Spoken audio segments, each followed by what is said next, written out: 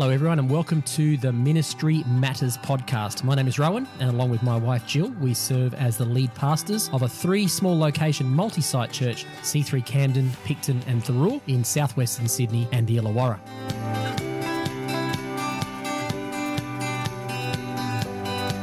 On this podcast, Jill and I discuss all matters ministry and share some of the things we've learned and are still learning along the way in our 30-plus years of pastoral ministry experience.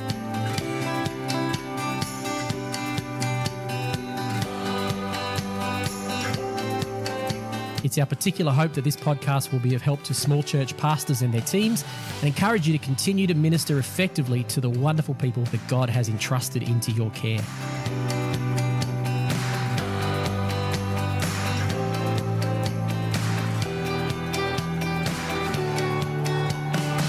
The views that we express on this podcast are our own and not necessarily those of the church or denomination that we're a part of. We'd love to hear from you if you have any feedback, any comments or suggestions on any topics you'd like us to discuss in future episodes.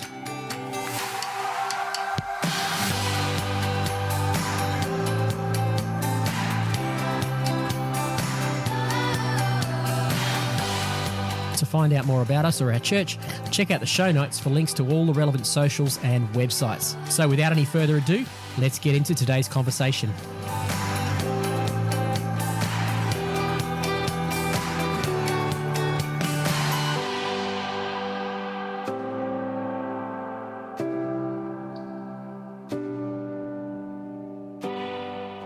Rohan and Jill back again for Ministry Matters podcast. Hey, everybody. Welcome back. Nice to have you with us. Yeah. What are we doing today, babe? We're going to talk about delivering, preaching, that kind of stuff. Message stuff. Our message that we want to get to the church primarily through preaching. Yep, form that's of preaching. The focus today. Not that that's the only way to get a message to the church, but that was kind of preaching. Direction we're going in. So I'd been out today and I said to Jill, you choose what you want to talk about today. So she suggested we talk about preaching and preparation. Yeah, well, no pastor wants the week to roll around and then you get to Saturday night and think, what am I going to preach tomorrow? Heck no. I think there's been like 4 times in my entire life where that's ever happened, and it's been not from lack of trying to get there, but it's been trust God, and there's been 1 or 2 times where I've stood up and I've got nothing. I just have to trust God, but that's not the norm, is it? Or the odd time when you're like three people get sick. Like the preacher gets sick and then the second person who would have done it. Yes. And then like you end up going, oh, it's going to be me and I really wasn't, at that rare time or something happened. Yeah, that's the exception rather than the rule. Oh, well, God, help me. Well, we're kind of the opposite, aren't we? If anything, and I know that numbers of my preacher friends and pastor friends are different in the way they approach this too. And I know my mate Brian Webber would say that I'm at the other end of the extreme end of being prepped well in advance. There's been times where I can have 3 months worth of sermons largely written in advance, not all the time. So I'm at the hyper end. So for some of you, this is going to sound like you're going to think I'm crazy, but I like to be organised. So, because we think it's important, I guess, how we look at it is that we want to be led by the Spirit. Yeah, it's not like I can have a sermon written, but on Sunday morning, sitting upstairs in my office drinking my coffee before I go to church, I'm still reviewing and changing and editing. Yeah. Yes. So when we are thinking about our calendar planning and we're looking ahead, we are prayerful in that, and we're thinking, and we're saying, Lord, direct us, show us, and you've got to think ahead. So you can't just be thinking about where we're at now. And it's hard to know where you're going to be at in 3 or 6 months, but it's kind of for us, we have to pray and get that sense of what sort of messaging do we want, what sort of preaching do we want, what direction do we want to take the church, true. What's the vision. What are our aims? What are our goals? What are our what are our core values we want to keep reiterating? What are the big rocks we want to put in the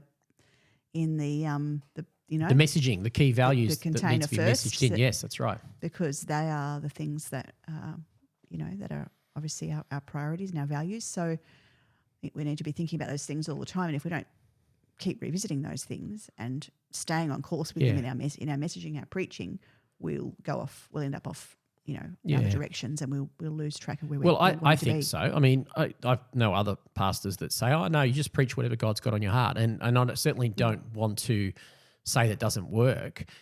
All I would say is that in my experience for us and the way we have worked as a multi-site church and in more recent years, I have felt that that's not the way we want to go. I think most of the feedback we've had from our preachers is that they want prep time, they want guidelines. And so the whole idea of just preach whatever on your heart, it can do that. But I would rather have put some preliminary work in to have us talk through our conversations and then with our location pastors and key team. What are those big rocks? What are those values? What are the things? And we'll try to map out 12 months worth of preaching topics. The way we tend to work is we'll map out, say, towards the end of the year. Occasionally it gets stretched into January, and then we do it in January for the rest of the year, but I'd like to try and do it before then. We map out the general direction we're going and at least try to get pretty set in concrete through the first 6 months, certainly through to Easter at least, if not through the first 6 months. And then we'll have like placeholders. We have a plan as though we're planning the whole year, but we can adapt and change and take into account school holidays and things like Easter and Mother's Day and Father's Day and guest speakers and oversight visits and all of that. Us being away, our leave. We always put our annual leave in. Yeah, that was a tip from Di Finkeldy many years ago. If you're a lead pastor, put your holidays in the calendar before everything else goes in. Get our location pastors. Yeah, get their leave planned. We'll put their leave in, so then we can look at the year and go, all right, how are we going to manage this? Yeah, and then once we've done that, we're prayerfully looking at those themes, talking, going, hey, what are these key values we want? So this year, 2023, it's the first year we've done like a Bible reading plan and had a liturgical calendar kind of thing. We've still, even within that, we've still had themes. We've had the Father and the Son and the Spirit and the church and mission and ministry and prayer and a whole variety of different aspects of church life still in there, but they're linked to a Bible reading plan. And that's just something we've done this year and it's been great. And obviously our other podcast, The Bible Wait What, has come out of that preaching plan and addressing those chapters, which has been a good thing. But I think for us to have come to preaching with a structured calendar, and we've been doing this for many years. We did three months on the book of Ephesians. We did 4 months on the Sermon on the Mount in more recent years, those sorts of things. So we did 6 weeks on Philip, or maybe 5 or 6 weeks on the Philippians. So by doing it that way, we were able to form up a structured calendar. And go ahead. I was just going to ask you, how do you think you know whether the preaching themes are working, whether they're a success? Not that that's maybe a great are they helping people? But are they helping people? How would you know whether they're I think we have to rely on feedback, don't we? Yeah. I think, you never know what you don't hear, but we've had feedback from our church congregations that they like the whole idea of themes. We've certainly had feedback from our preachers that share the preaching around. And in our case, partly because we're multi-site, partly because we have been drummed into us from the earliest stages of our Christian ministry. We've always been part of churches where the preaching is shared around, that we're quite happy and advocate for diverse preaching teams. So because of that, it kind of forces us to have more speakers, and our speakers who preach, they give us the feedback that they appreciate some guidelines in advance, not just, hey, you're preaching, it's Wednesday, by the way, you're preaching on Sunday.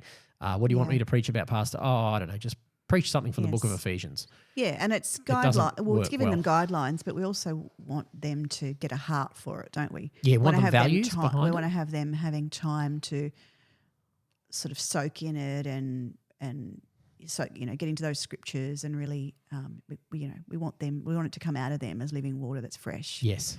It's not just we've sent them something that we think it's our idea and we want them to get up and preach it. It's you might give them an outline, but you want them to get it and make it their own and have the touch of the Spirit on it. Well, I think even the way we would give them an outline is different. So some multi-site churches, for instance, they get the sermon notes written by someone and they basically have to deliver those sermon notes. I'm not an advocate for that.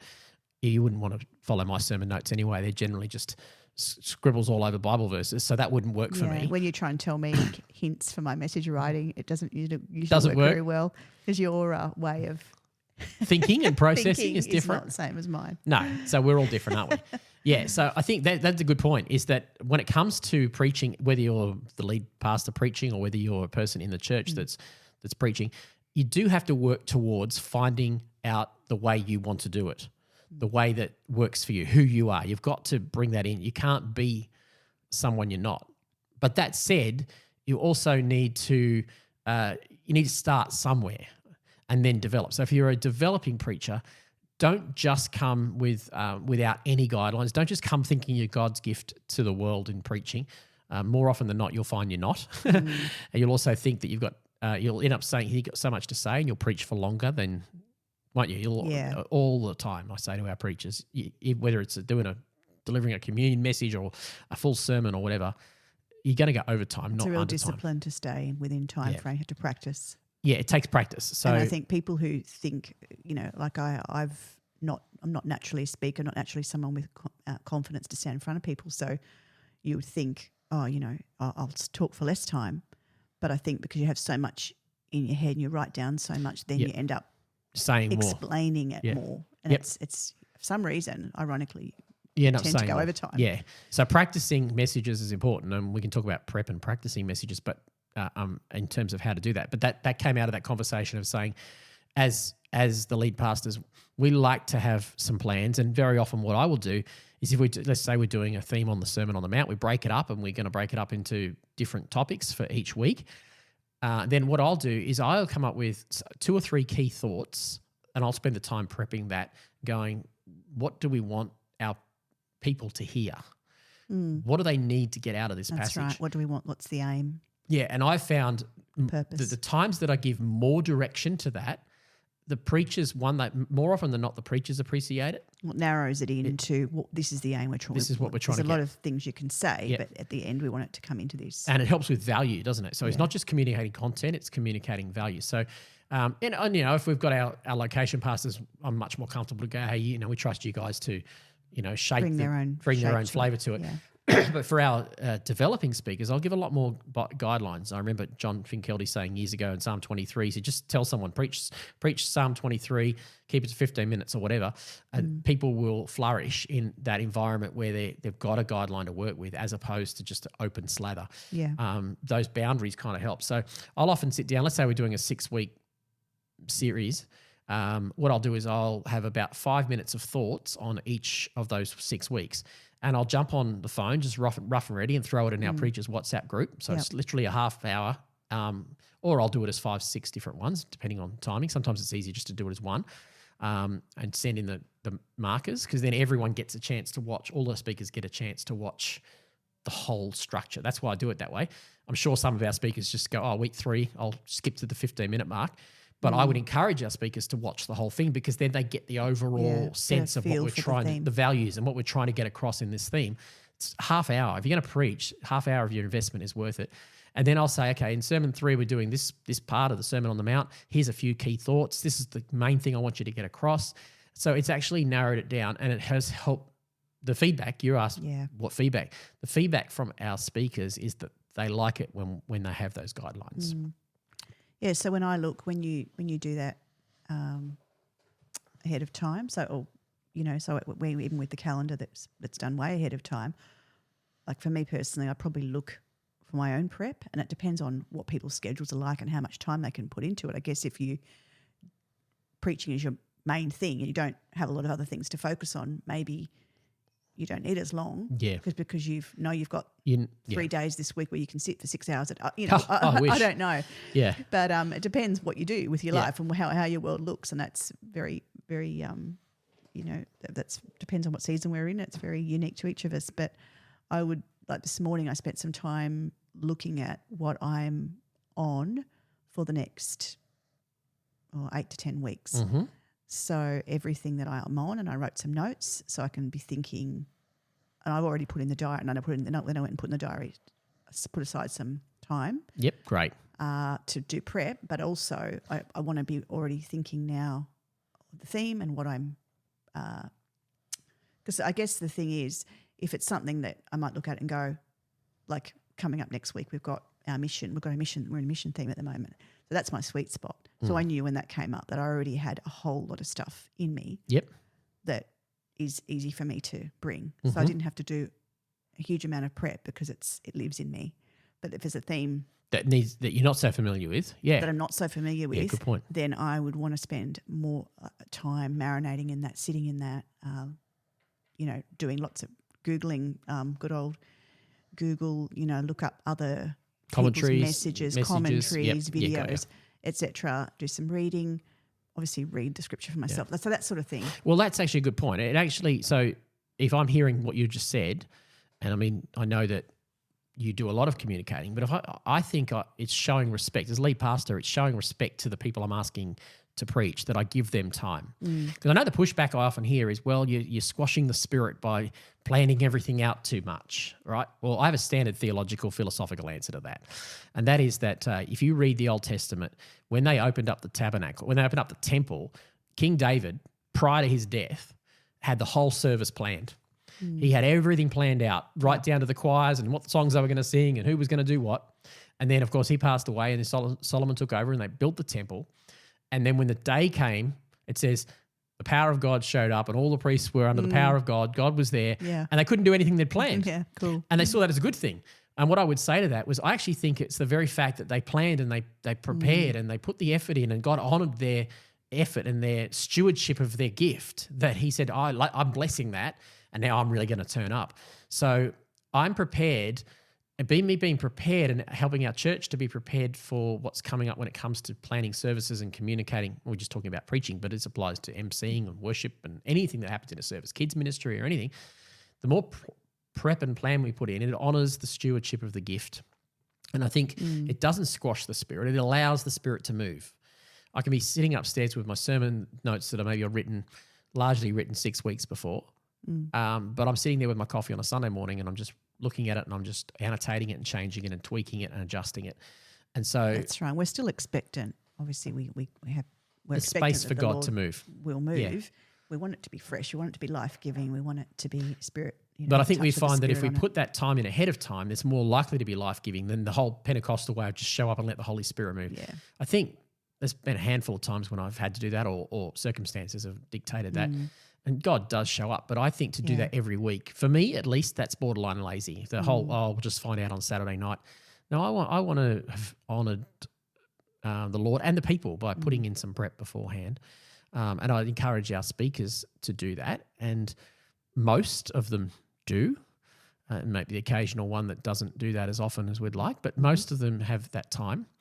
And I guess the point you made, which I'm thinking was a good one, was that if you know, in 4 weeks' time you're going to be preaching on topic A and you've got a few basic thoughts down, what's going to happen is every conversation, every television show, every conversation you have with someone in the church, every sermon you listen to, every podcast you listen to, you're now tuned in and you can glean stuff to add to your message. Yeah. But you're picking things up along the way. Which you wouldn't have even noticed if you weren't looking for it. So having that pre-planning, knowing what you're doing. So if you're a lay preacher, if you're just an occasional preacher in your church, you might preach 3 times a year or something. If we can, as pastors, if we can let you know 6 to 8 weeks out that you're preaching, that's going to help them to develop that gift a lot. That's what we try to do, isn't it? Yeah, and I guess for people, like another way we could bring people in and hear from them and see, and give them an opportunity to share, but it might not be a whole preach, is obviously to give them a shorter, like a tag team. Or something like that, or share a story or testimony, like the old school testimony, or my story. Yeah, or some churches will use the giving message or the communion message. I'm not a fan of that. I just think that there's some people who can deliver a great giving message or an inspiration for that, but they're not necessarily going to be preachers, and vice versa. Well, yeah, and we would also say for us these days, we keep those things very short. So giving would be, really under 2 minutes. Yeah, it's a giving moment more than a giving sermon. We call it a moment. Yeah, we do, and that's because people can, especially in today's world, the Instagram culture and everything's fast. You need to not fill them with too much information, so that they can focus on, one takeaway really. Yeah. Too many sermons within a service is not going to work. No, that's right. Do we want to talk about that sort of stuff, or is that something different again on platforms? Sort of some of those keys around. Just made me think of it about what we learned years ago about looking at the context of a service, and having a pre-service meeting and a review. We've got that on a list. We've got that on a list of service planning for a future episode. Service planning. That whole thing around service planning, I think, is a whole separate episode. I was just going to say, you do have to think about the service, and what it's like for the person who's participating in that, and that they're not getting too much. It's not too if they're wound up the whole time, they'll exhausted and they won't get anything out of it. So it's I'm trying to think of the term. It's you always say light and shade. Light and shade. That's what you're going to say, was it? Yeah, that's what I was going to say. You got to have light and shade. Yeah, light and shade. Yeah, if it's all switched on full on all the time, it can be exhausting. Yeah. So yeah, I think that's probably a service planning conversation. Separate conversation. But when it comes to actually developing preachers, so we maybe preach. I probably preach. It's slightly different at different locations, and we have people who say to me, "Oh, you should preach all the time." Now, I understand the reasons behind that. I understand that in our situation, multi-site church, we have other responsibilities. We're not everywhere all the time anyway, but it's not. We're not a preacher-centered. We're not a pastor-centered church. We don't want to be. So I'm not down on preachers who preach 3 times a month or whatever. If that's what works for you, I'd like to try to preach at least once to twice a month on average. Maybe kind of like 3 times in 2 months kind of thing have my voice into a church. And that's different. That's different locations might have more of me or less of me as well, depending on how many others are there. However, we have this value that Margaret Foyster drummed into us of equip the saints for the work of the ministry. So we want to not cling to the pulpit. We want to have a mentality of give people, let them have a go, don't we? Yeah, we do. And we also want there to be a diversity in the voices that come across. So just thinking, J. John has that saying, we haven't got it all together. We haven't got it all, but together we've got it. Yeah, that's right. We haven't got it all together, but together we've got it all. Yeah. Although as senior ministers, we've got the vision and we've got the value, we bring the values and we're giving the direction. Other people have got so many wonderful things to contribute. Yes, for sure. And that's what we want. Like you say, it's equipping the saints for the work of the ministry. We want to hear from other people. God wants to, work through different people. Yeah, totally. And bring revelation and bring encouragement and bring His word through others. For sure. And that will require us to release people and train people, and give them a go. And there are some things that we can do to help that happen, like, preparing them well in advance, like we've said. Some of the things that I've done, don't do this with our location pastors, and we give them a lot more flexibility, but with up-and-coming developing people who are developing their preaching gift or their communication gift, I'm going to just shout out to Ali, who is brilliant at this at our Camden location. She gives me her notes well in advance. This is where I'm going, and it gives me opportunity to give feedback, give ideas. She sends it to Edwina as well these days.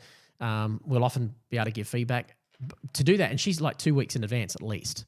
So we've given her maybe 8 weeks notice. She's taken time. She's prepped 2 weeks before she's got a framework. And we try and encourage all our speakers to do that. And if you're watching this, you're listening to this, or you're watching this and you're one of those speakers and you don't do that, this is you're being served notice now. This is what we need you to do. Just a reminder, we need you to do this because we need you to honour the gift. You need to honour the platform because it's not about you. It's about the people you're communicating to. It's a privilege to be able to communicate to people, not a right. And so if we can do that, what it means is we can provide feedback, we can coach, we can adjust, we can tweak.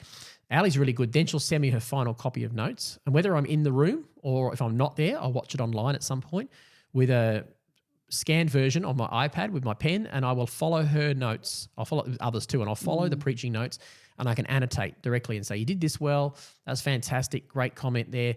Maybe you could avoid moving around so much on stage here or whatever it might be. So you haven't had to do that. I don't do that to you, do I? See, the reason I don't do that to her is because I have to live with it. True. I have to live with Ali, so Ali appreciates it. But I think for developing speakers, it's good.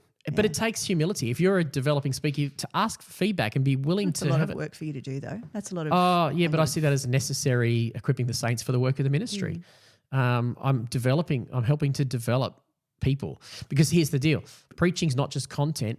Preaching is an art. Yeah, and we all can keep learning. Like we said last time, we want to be lifelong learners. Yes, we've so much more to learn, isn't it? There's things every day we can be learning more, and even with doing this podcast, I've been just in the last week listening to other podcasters. I mean, I like podcasts, anyway, but I'm coming from a different perspective now, going, what's some things I can learn from what other podcasters do. So now you're listening not just to the content, but the art of podcasting. And absolutely. There's some keys and there's some things you can learn, like not saying too many times and not saying, yes, and not and I don't know, whatever. There's Which is what things. I did. Yes. It's fine. Yes. We all say and Jill's got a story I got about a that. little We haven't story got about time. that. No, we haven't got time today. That I did get pulled up on saying too many times when I was doing a presentation once. Yes. I'll leave it at that. Leave it at that. Yep. So, and I just said but yes. I learned from it. You learn from it. So, in that sense, podcasting, communication is an art. And I think we need to, it doesn't matter how good a Bible teacher you are, how much you know your Bible, there's a different skill set, and that's totally okay. I remember Andy Stanley in his book Deep and Wide years ago saying, he talks about how you have people who are actors and people who are screenwriters in the movie and television industry.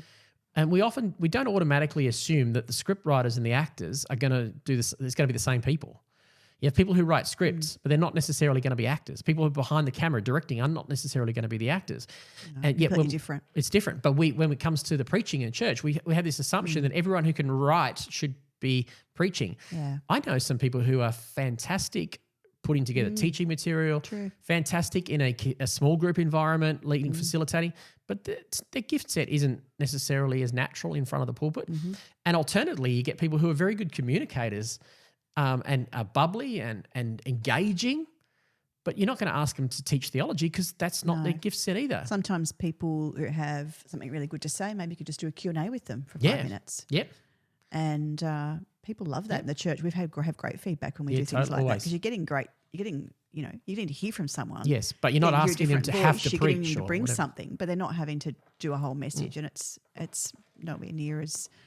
We've got some brilliant people who MC and host a service who they're not cut out to preach. That's not their thing, but put them up there in front of a microphone and they're warm and they make people feel welcome.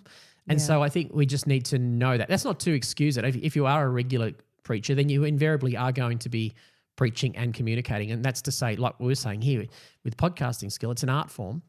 And, other than preaching in church life and Toastmasters, there's not many opportunities out there for people to really get these skills. We're very blessed in church to have these opportunities. So I think recognizing it, being open to going, how you conduct yourself is as important as the content you have. If you have great content but you just stand totally rigid, or you look at your notes the whole time, or you read your notes, or you don't engage, you won't actually get your message across.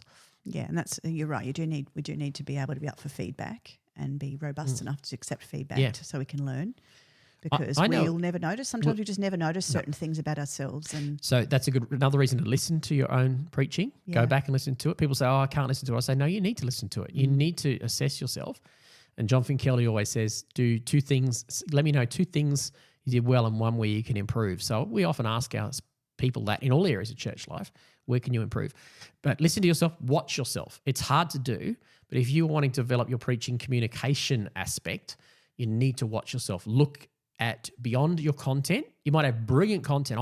This is my problem. I'm a good Bible teacher, so I let myself down in my communication, and I can listen to my own storytelling. So I can get into my own content and go. Stories. I don't remember stories, so I use Bible stories. That's how I get around that. I'm not a great story rememberer. Yeah, but I can still get so enwrapped in my own teaching and go, that's good content, but fail to recognize if I don't sit down and go, okay, look at my body language on stage, look at how I communicate, because they're the things that subliminal things that people are picking up on.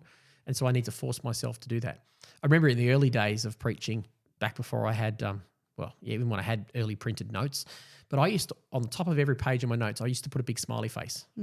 Really big stuff. Lots of people still do use printed notes. Yeah, I know. I was just saying that's how I used to do it back in those days.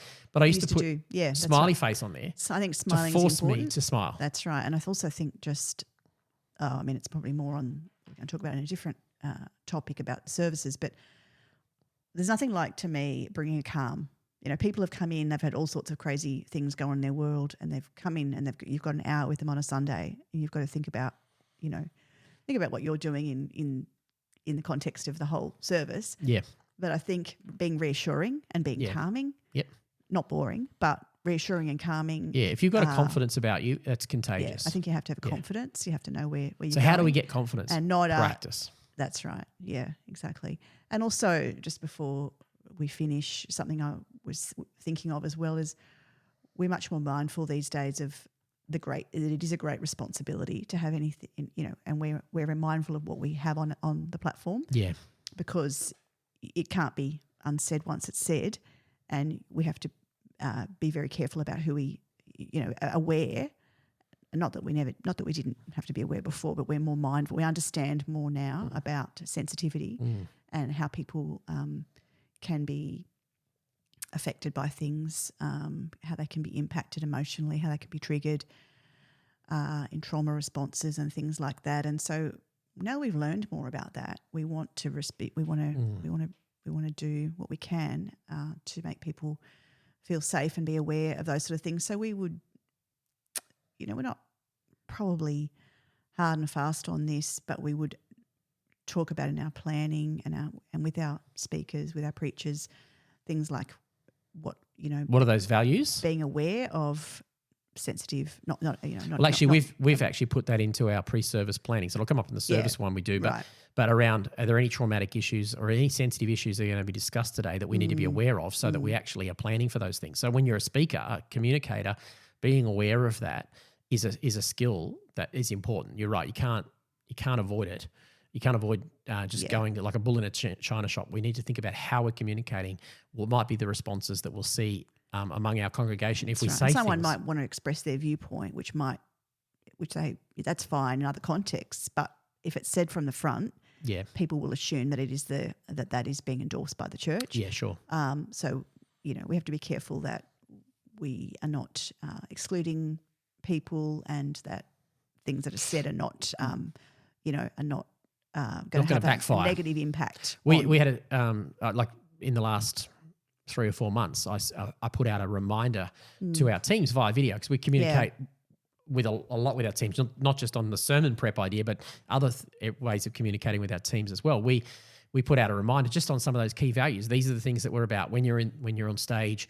Remember these things, be aware of them, because we don't expect people to know, and you can't expect what you're not prepared to inspect. So just reiterating values all the time. Part of why we're doing this podcast, as much as anything, is for our own team to hear some of those values from us and get to know them, so they go, oh, this is what we're about. And we're not saying that, if you're not from our church, that you have to have the same values as us. That's up to you.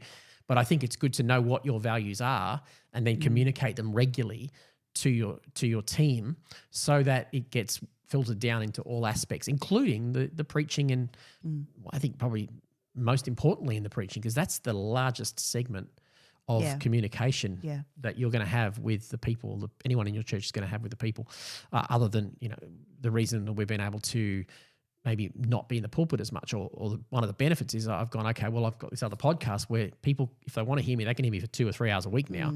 If they're saying we want you teaching, some are, some aren't, but it's not everyone wants to hear from Pastor Rohan all the time. So it's opt in now, rather than them being forced into it because they have to listen to me every week in church. Because other people love hearing you, people love hearing other voices, and so we would advocate, wouldn't we, for get as many voices as you can. Even if people only get a chance once or twice a year, get them in there and put your voice in there as a lead pastor or key team. Get your voice in there at least once a month or twice a month. But that still gives you plenty of scope to put, especially in small churches, to give a fairly good cross-section of the rest of the church a chance to share something. Yeah, good. All right, well, how about we wrap up there? All right, we'll finish with that one. Okay. All right, have a great week, everybody. We'll talk to you next time.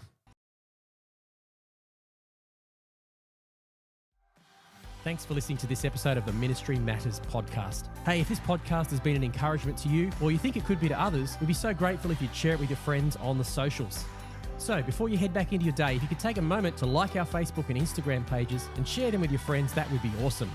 You can find us by searching @Ministry Matters Podcast, all one word. And one last thing that just helps the podcast algorithm to work for us. We'd really appreciate it if you could take a minute to rate and review our podcast.